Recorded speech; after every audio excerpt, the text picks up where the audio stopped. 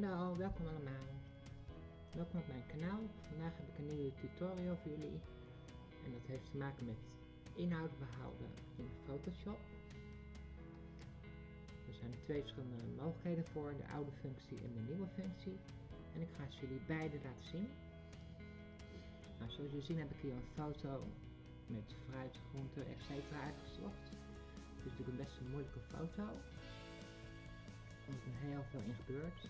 Heel veel in te zien, verschillende kleuren, verschillende voorwerpen, objecten, groentes. Maar wil ik eigenlijk deze vruchten gaan verwijderen. Nou, we gaan het eerst even op de oude manier doen. Dat is inderdaad pakken we een selectietool, het kan de lasso tool zijn, of de snelle selectietool, de pen tool, dus net wat je gewend bent. Ik pak nu even gewoon de lasso tool en ik sleep er gewoon een selectie omheen.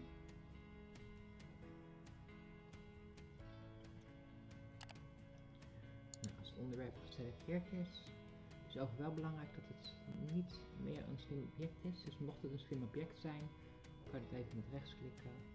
Dan kan je omzetten in lagen of omzetten in pixels. Anders werkt het niet. Nou, dan klikken we met rechts op het geselecteerde gebied en dan kiezen we vullen. Nou, dan moet je even hier opletten bij de bovenste balk wat er ingesteld staat. Hij moet in ieder geval op inhoud behouden staan. Dan drukken we op OK en dan gaat Photoshop zelf berekenen met wat hij zelf het beste vindt wat erin past. Nu zie je al, het komt niet helemaal goed uit. Het is een hele moeilijke foto. Maar dit is dan de manier die vanaf 2018 werkt in Photoshop. En daarvoor was helemaal wat aanklungelen, moesten met de clone tool, etc. reparatietools aan de gang. Dan ga ik nu even de nieuwe manier laten zien, die is vanaf 2020. Photoshop versie 2020. Ctrl-D, ik haal de selectie even weg. En wat we nu doen, gaan we weer de selectie maken.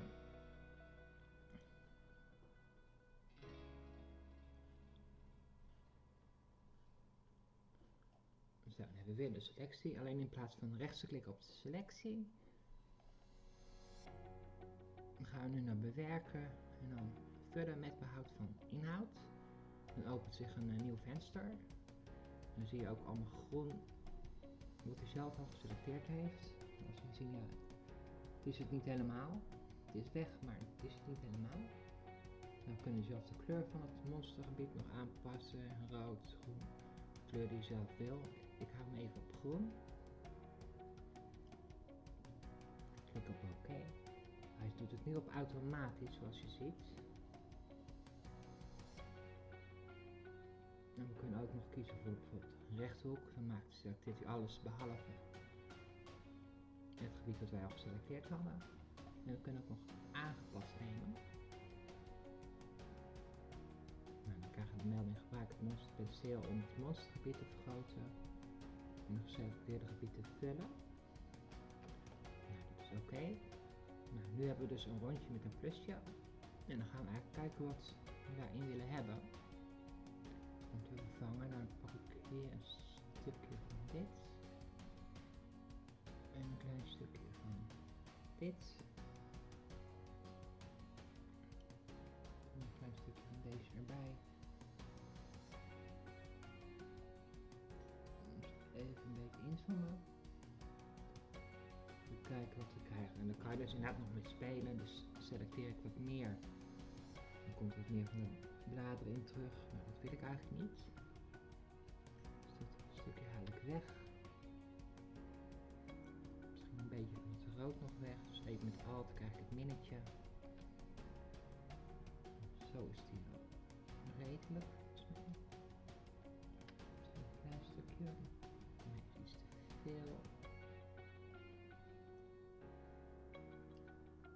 Nou, op zich heeft dit zo best aardig gedaan gezien de moeilijkheid van de foto.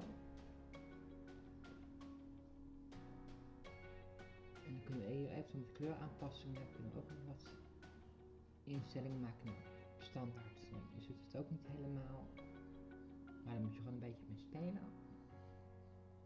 Standaard is wel iets beter. hoog. Dus eigenlijk nog iets beter. Zeer hoog, nee, dat is hem net niet.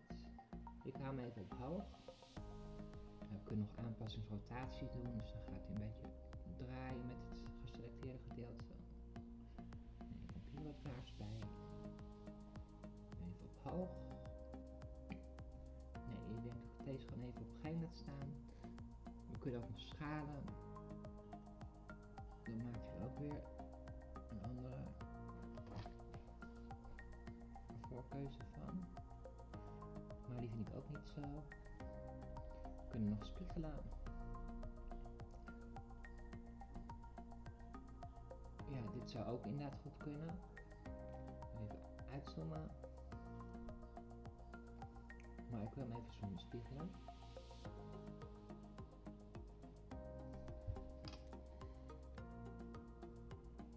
Nou, we kunnen ook even kijken hoe gaan we toepassen. Wel even opletten dat we uitvoeren naar een nieuwe laag aan hebben staan. Als we op de huidige laag doen, kunnen we er verder niks meer mee. Dus we doen naar een nieuwe laag. En klikken we op toepassen. Oké. Dan met Ctrl-D halen we de selectie weg. En ons onderwerp is nu verdwenen. En hij is ingevuld met deze nieuwe groentes. Ik weet eigenlijk niet wat dat zijn, maar... Dus dit is deze manier. Op een best wel moeilijke foto krijg je toch een best wel leuk resultaat. Je ziet het nog wel, maar dat zou je even kunnen bijwerken met een van de clone tools.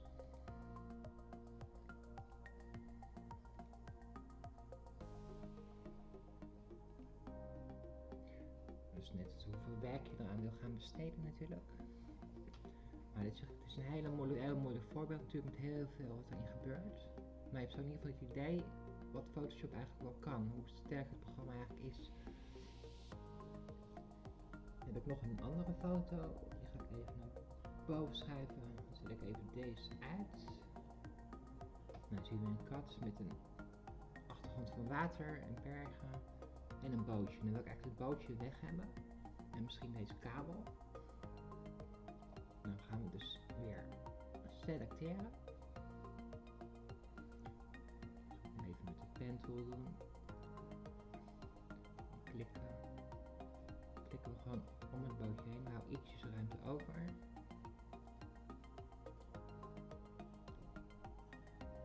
En we sluiten hem. Klikken met rechts in het geselecteerde gebied. En dan klikken we op selectie maken. Toetsenstraal 1, dat is oké. En dan zien we dat de selectie omgekeerd is. Dus we gaan nu de selectie even met selecteren, selectie omkeren. Nu hebben we alleen het bootje geselecteerd.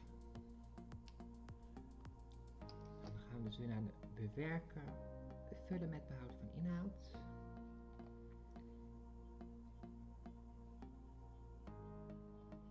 We gaan even kijken wat hij er automatisch van maakt.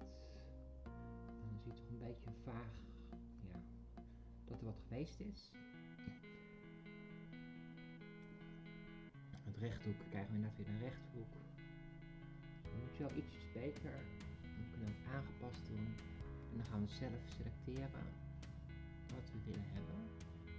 Dus even kijken wat het beste erbij past.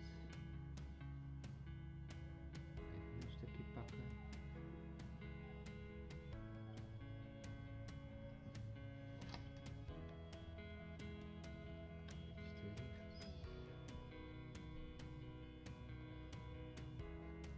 Je ziet het live gebeuren wat er verandert, dus je kan er net zo lang mee blijven spelen tot je een goed resultaat bereikt. Een stukje weg.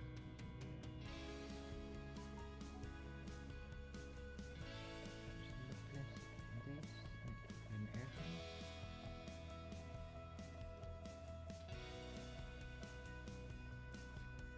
Dit is een ingewikkeld.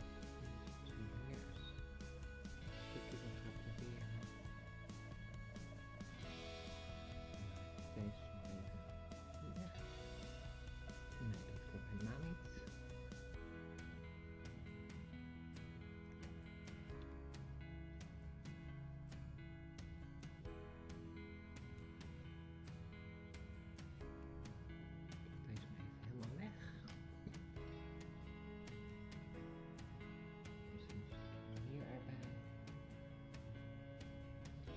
ga nu even uitzoomen.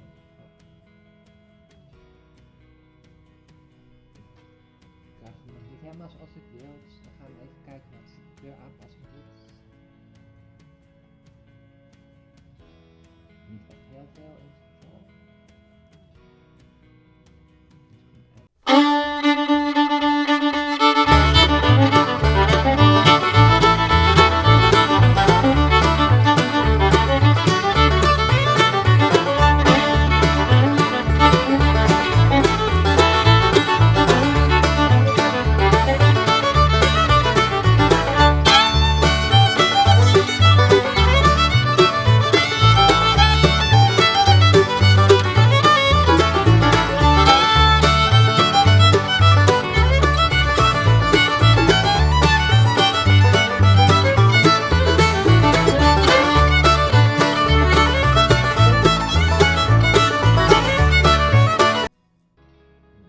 Klikken we weer op toepassen en oké. Dus dan krijgen we hier de laag erbij. Mocht ik die uitzetten, komt de boot terug. Dan willen we nu ook de kabel nog verwijderen. Dan klikken we even op de foto zelf. Dat is wel belangrijk, dat je niet op de kopie blijft staan.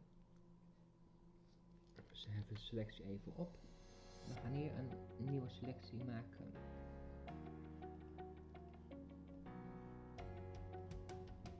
En die gaan we weer dus even rechtsklikken. We maken een selectie. Nou, dan zie je dat het gebied geselecteerd is. Dan gaan we naar vullen met behoud van inhoud. Kijken wat hij automatisch maakt.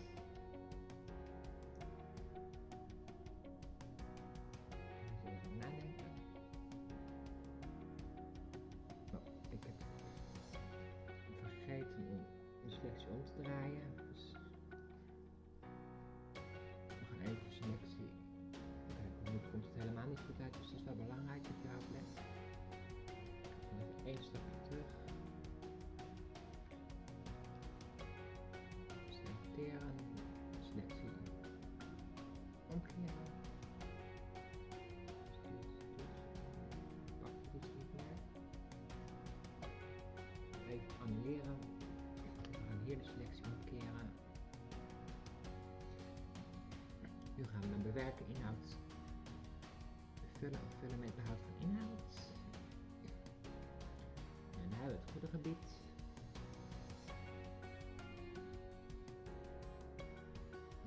Kijken wat hij er automatisch van maakt.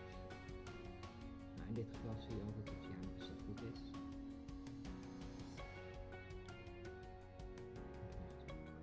We kunnen het nog even aangepast proberen.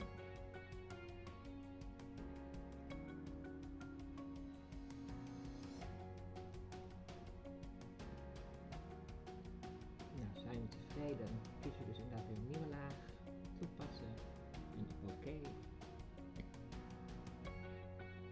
Selectie opheffen, Ctrl-D. En nu hebben we dus de kat alleen in de foto en de boot is weg. En de kabel is weg. Dus zo kan je op deze manier heel makkelijk objecten uit je foto weghalen en vervangen door de achtergrond. Dus dit was mijn tutorial voor deze keer. Ik hoop dat jullie er wat van geleerd hebben. Mochten jullie vragen hebben, stel ze in de comments. Vergeet niet te liken en te abonneren op mijn kanaal, zodat je nooit meer een filmpje hoeft te missen. En vergeet niet om het belletje te drukken, zodat je iedere keer een update krijgt als er een nieuwe film is. Dankjewel, tot de volgende keer. Doei doei!